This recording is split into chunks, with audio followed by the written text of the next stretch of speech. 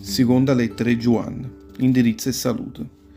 Io, o discepolo più vecchio del Signore, scrivo a quella Chiesa che Dio ha voluto assai bene e a tutte le figlie sue.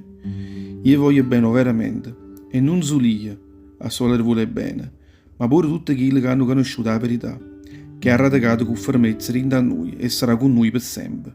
La razia, l'amore e la pace saranno con noi come reale, che sono venuti a noi rinda in mano e Dio Padre a Gesù Cristo, che è il Figlio Padre, e si mostreranno sempre in la verità e in l'amore. O comandamento è la carità. Ma fatto assai piacere sapere che i miei figli vostri ci stanno certi che campano in la verità, proprio come il Padre ha comandato a noi.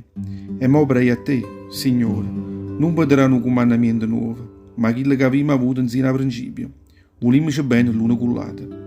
E proprio da sta l'amore, cambiamo sempre mettendo in pratica i comandamenti suoi.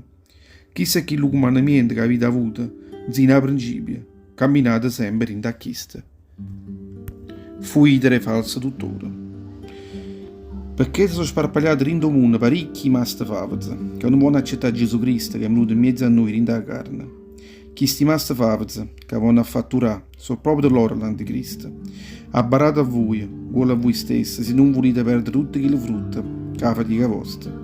Perché vedete che chi lo compensa, che voi avrete a voi, sarà assai rossa.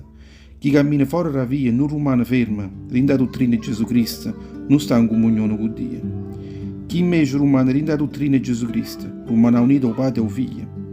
Se avesse arrivato a mezzo a voi uno, che non porta questa dottrina, voi non solo non la vite accettare in da casa vostra, ma non la vite manco benvenuta. Perché chi l'accoglie in da casa sua e la rao saluta, strenne purissa, compara e tutte quelle imprese, soie che sono chine infamità. Saluto. Tenesse ancora tante cose per dicere, ma non voglio fare per mezzo un piezza di carte un po' che nostro. Io spero sempre venire in mezzo a voi e poter parlare a voi, a quattro occhi. A così la prezza vostra sarà chiena. Ti mandano salute ai figli della Chiesa, che è una sorella tua, che hai voluto tanto bene a Dio.